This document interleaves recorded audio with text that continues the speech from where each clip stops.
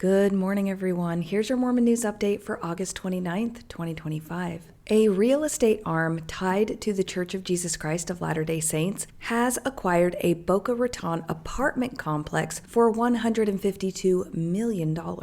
An affiliate of Clarion Partners and Cortland Partners sold the 384-unit Del Ola apartment complex to an entity tracing to Property Reserve, the investment arm of the Mormon Church, according to property records provided by Vista. Clarion Partners and Cortland purchased the property at 7801 North Federal Highway for $121 million in 2019. Spanning 17 acres, the community features 17 residential buildings built in 2012 that rise 3 stories along with a 2-story clubhouse. The complex has 1, 2, and 3 bedroom units, which range from 727 to 2,024 square feet. Monthly rents range between $2,482 and $7,465 according to Apartments.com. Do you remember one of the reasons the church gave for shutting down the Hill Cumorah pageant? Quick reminder, in July of 2021, just 4 short years ago, D. Todd Christofferson said, "The first presidency determined that in an increasingly worldwide church, they could not justify the cost for the Hill Cumorah pageant of current and future maintenance, security, and safety upgrades running into several millions of dollars when only a relative handful of members and visitors would benefit from the experience."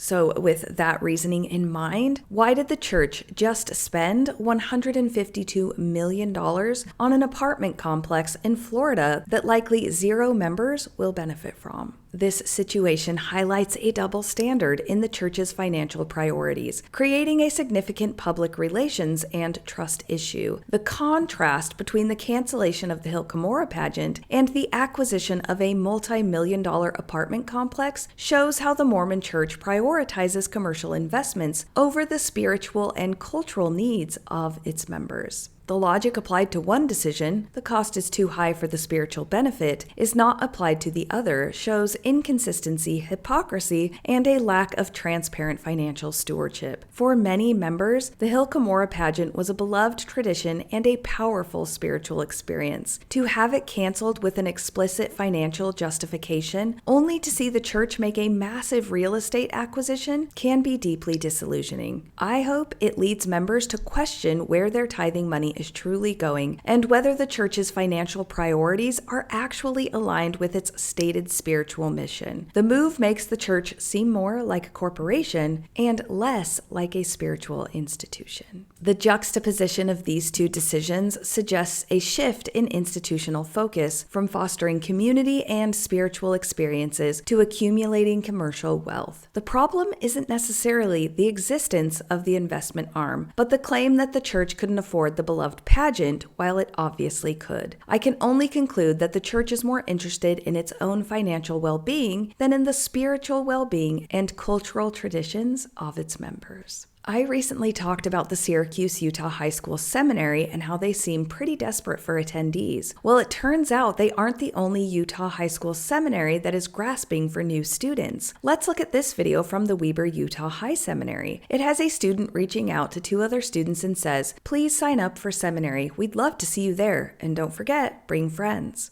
They then have this one of the seminary teachers walking across the street to seminary with the caption, "Come together with your friends to seminary. Seminary is always better with friends.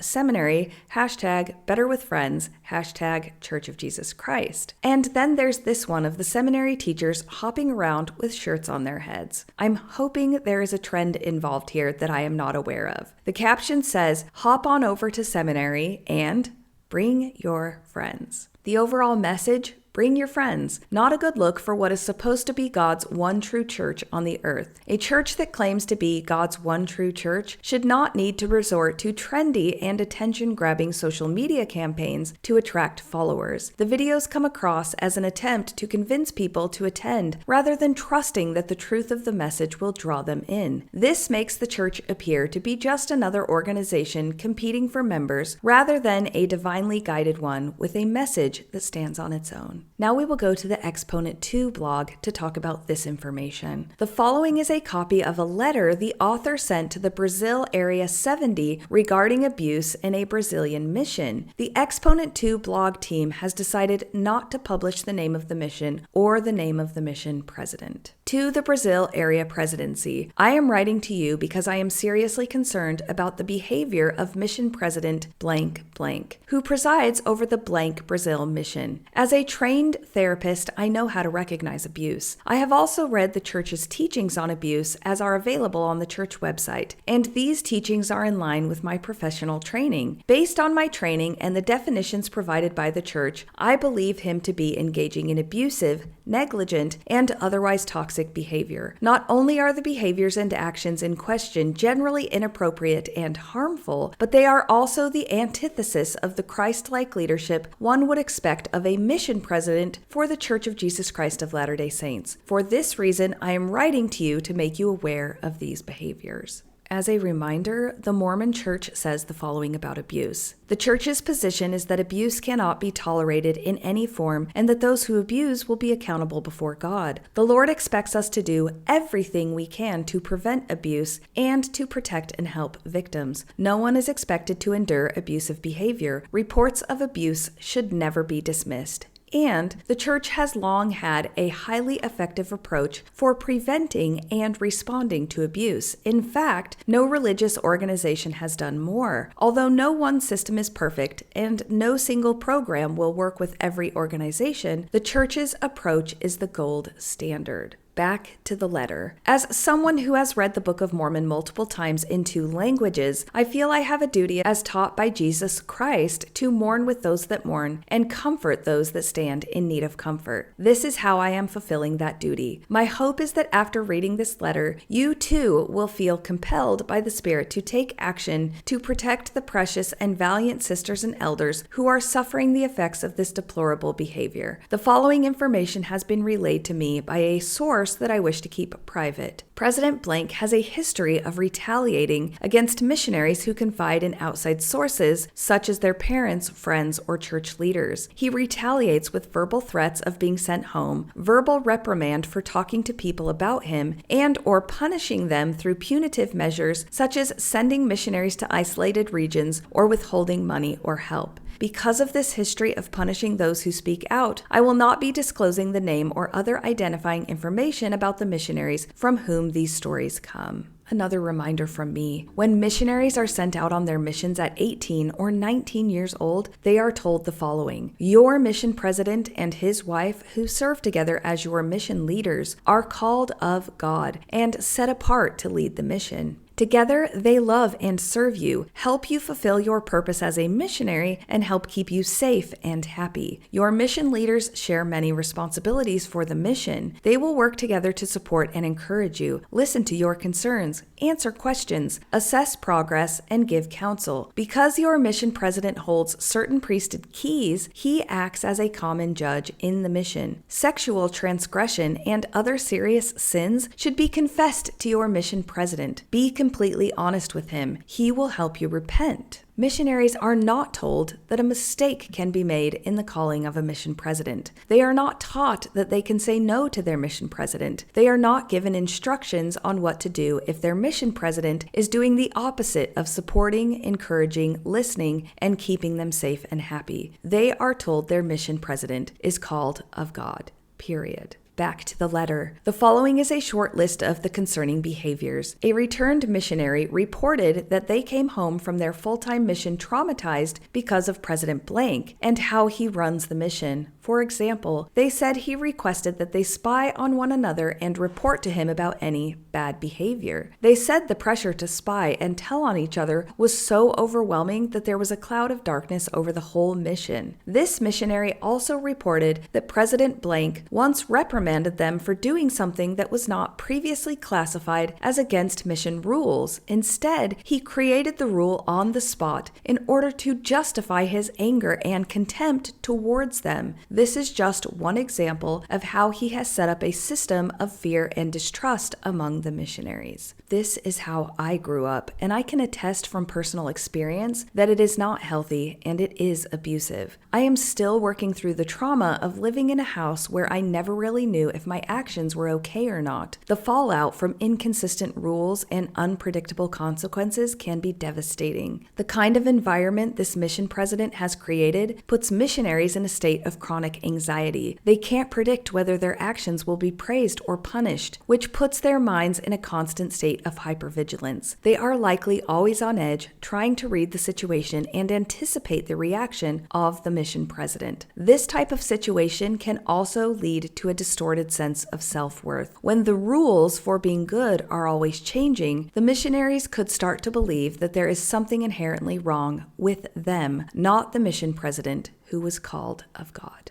The letter then goes on to say, he also shows up unexpectedly to do interviews in which he asks the missionaries to tell on one another, and he threatens missionaries with being transferred to remote areas or other punishments if they do not gossip about their companion. Interjection. A leader's role is to guide and nurture, but the actions described here are about control and intimidation. Forcing missionaries to gossip about their companion or tell on one another is a deeply damaging form of psychological manipulation. It pits companions against each other and forces them to violate the trust that is essential for a healthy companionship. This action deliberately destroys the very sense of unity and brotherhood that is a core part of the missionary experience.